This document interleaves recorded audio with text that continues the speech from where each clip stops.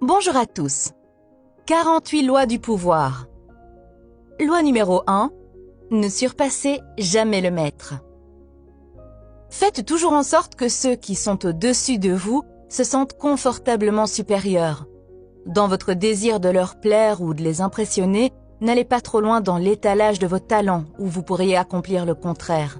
Faites en sorte que vos maîtres paraissent plus brillants qu'ils ne le sont et vous atteindrez les sommets du pouvoir.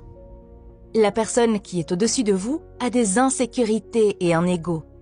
Plus les gens s'élèvent, plus ils sont insécurisés et inquiets.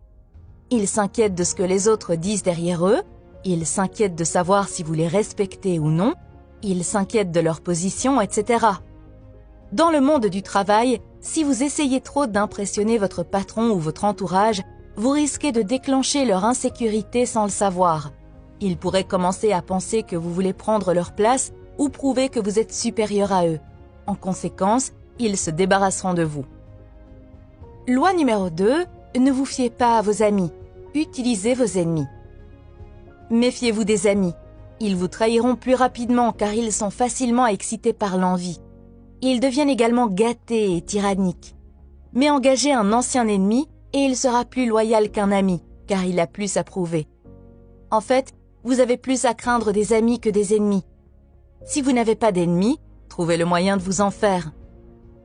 Loi numéro 3. Dissimulez vos intentions. Gardez les gens en déséquilibre et dans l'obscurité en ne révélant jamais le but de vos actions. S'ils n'ont aucune idée de ce que vous voulez faire, ils ne peuvent pas préparer leur défense. Guidez-les suffisamment loin sur le mauvais chemin, enveloppez-les dans suffisamment de fumée, et lorsqu'ils réaliseront vos intentions, il sera trop tard. Loi numéro 4. Dites-en toujours moins que nécessaire. Lorsque vous essayez d'impressionner les gens avec des mots, plus vous en dites, plus vous paraissez banal et moins vous vous maîtrisez. Même si vous dites quelque chose de banal, cela semblera original si vous le rendez vague, ouvert et énigmatique. Les personnes puissantes impressionnent et intimident en disant moins. Plus vous en dites, plus vous risquez de dire des bêtises. Loi numéro 5. Protégez votre réputation comme la prunelle de vos yeux.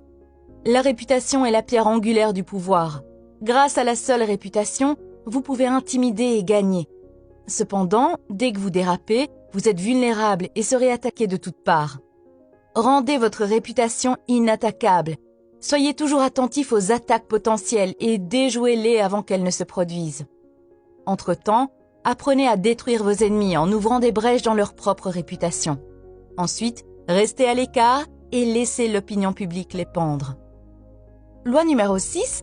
Attirez l'attention à tout prix. Tout est jugé d'après son apparence. Ce qui est invisible ne compte pas.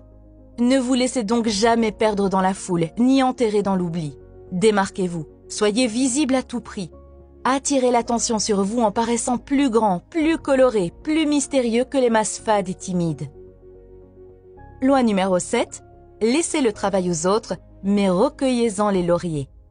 Utilisez la sagesse, les connaissances et le travail des autres pour servir votre propre cause.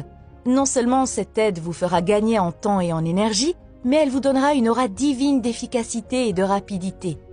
En fin de compte, vos aides seront publiées et on se souviendra de vous. Ne faites jamais vous-même ce que les autres peuvent faire pour vous. Loi numéro 8. Obligez l'adversaire à se battre sur votre propre terrain. Lorsque vous forcez l'autre personne à agir, c'est vous qui contrôlez